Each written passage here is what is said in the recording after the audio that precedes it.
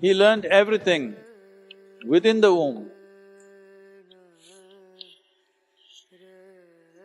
You have 14 great possibilities within you. He told his soldiers, if one drop spills out of this vessel, take his head off. 1 day, 2 days, 3 days, 4 days, he stood there. There was a sage, a profound sage. His name was Sukha. He was the son of Vedavyasa. Sukha learnt everything that he can learn, all the scriptures and the knowledge and the traditions and everything, when he was in his mother's womb. He learnt everything within the womb. When he came out, he came as a child sage. So he was a Bala Brahmachari, nobody initiated him, but he is like that. One day Sukha thought he must go to Vaikuntha and meet Vishnu. So he went there. The gods stopped him and they said, what? He said, I'm Sukha, son of Vedavyasa. I want to see Vishnu.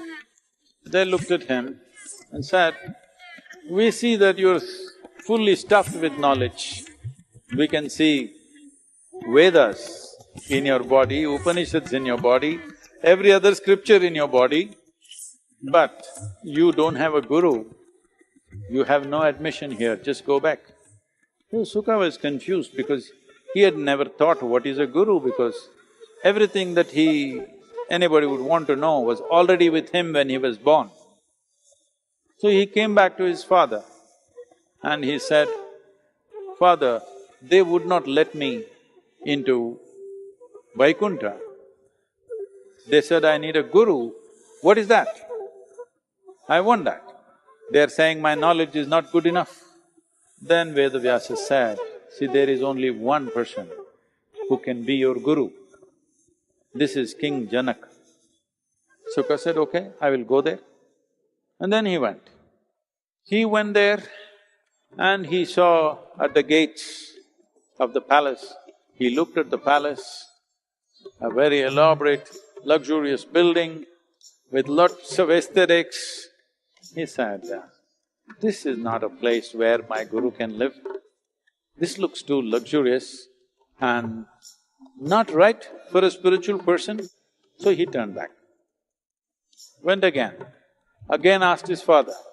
His father said, Janaka is the only guru for you. Again he went. Again he saw king was relaxing in the garden with his queen. He said, oh, this is not the man, and he went back.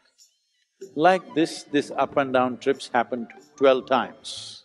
Then the 13th time, Vedavyasa said, see, you have 14 great possibilities within you.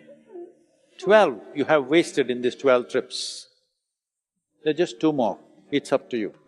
So Sukha went to the palace gates. He did not like the opulence of the palace, the way people were all well-dressed in silks.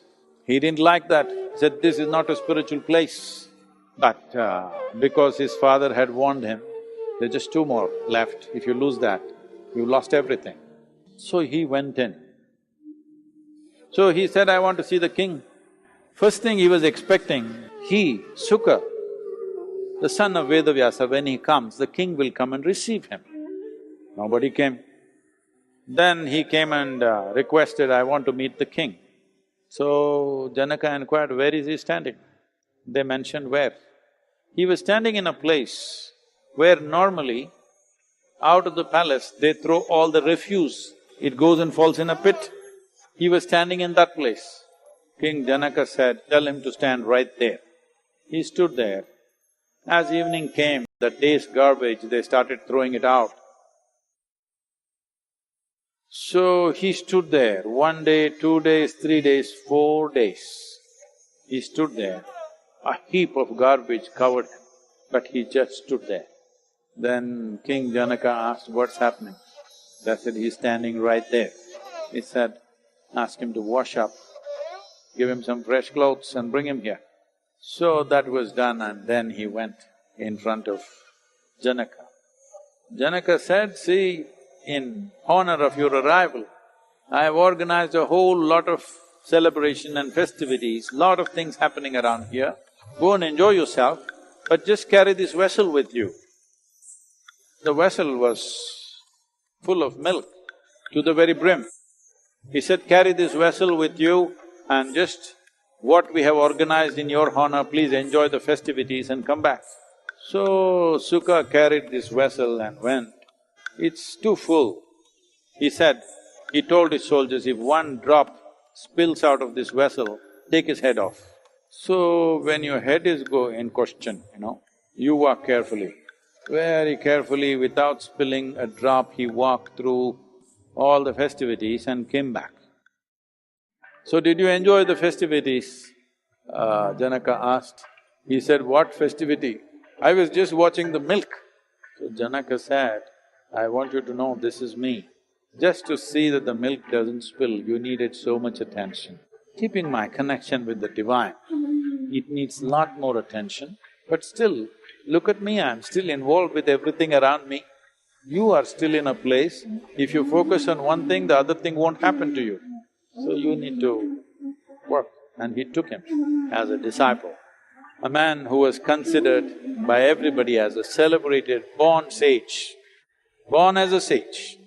But he needed this because one thing is to withdraw, to connect with the deepest core of who we are, at the same time to be able to be active.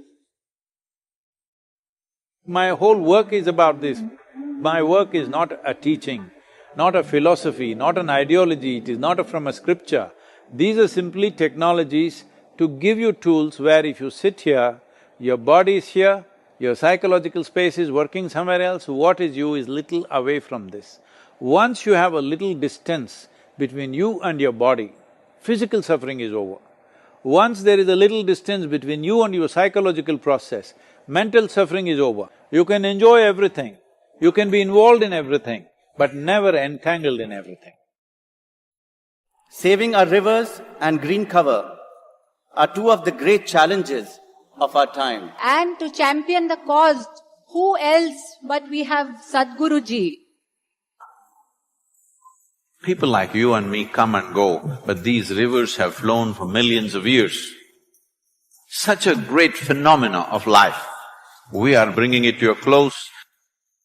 मैं सदगुरु जी को महाराष्ट्र सरकार की ओर से आश्वस्त करूंगा कि महाराष्ट्र सरकार इसमें अग्रसर होगा, अग्रभागी होगा, हम लोग इसको सफल बनाएंगे और निश्चित रूप से आपने जो संकल्पना हमको दी है, उस संकल्पना को आम आदमी तक ले जाने का काम हम करेंगे। Millions of students are ready to do this plantation all along the sides of the rivers, we assure you. अगर rivers survive नहीं होते तो I don't think we are going to survive.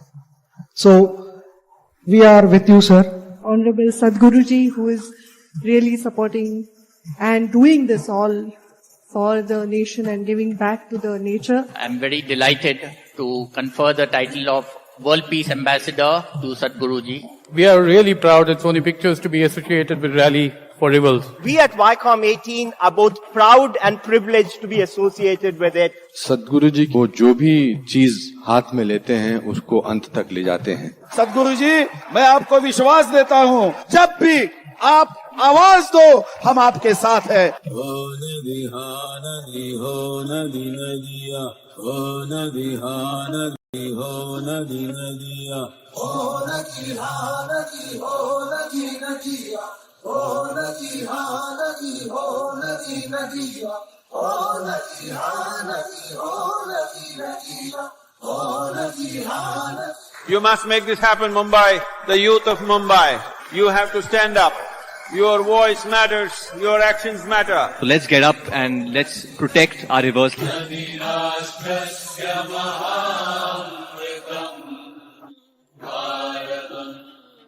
Whenever I play a game against a stranger, a person I don't know, I tend to bring out my full potential and play without worrying about the outcome of the game.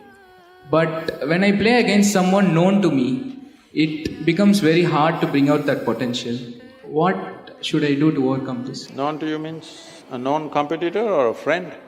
A known person. A friend. You don't have to win against a friend, it's okay. And anyway, if you're playing about a serious competition against an opponent, you must understand, the more familiar you are about his ways of doing things or her ways of doing things, the more enabled you are to defeat that person. So, an opponent should never be a stranger. Today all sports people are spending hundreds of hours watching videos of their opponents. This happened in the year 98, 99. Andre Agassi and Boris Becker played 3 games.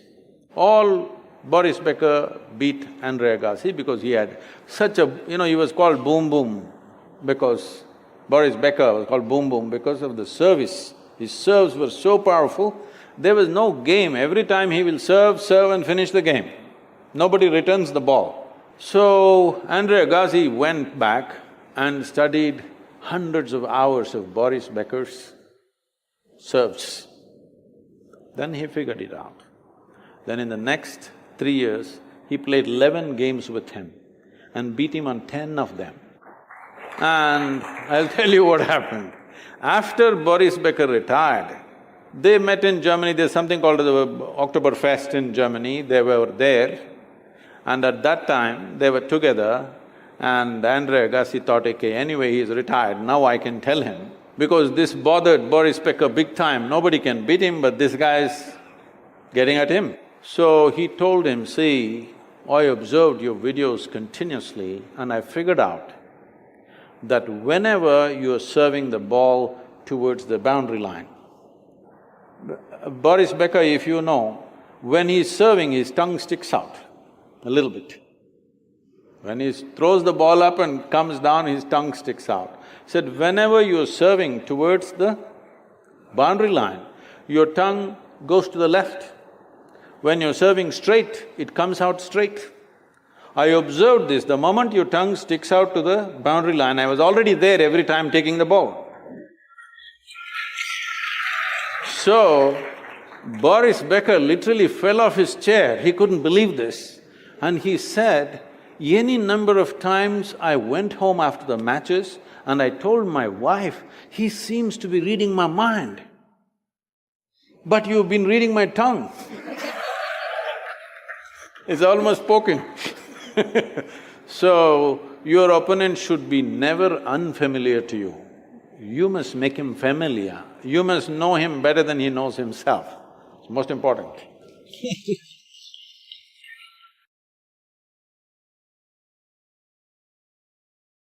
We appreciate your presence and active participation. Let's continue this journey together, exploring new horizons and sharing our light with the world.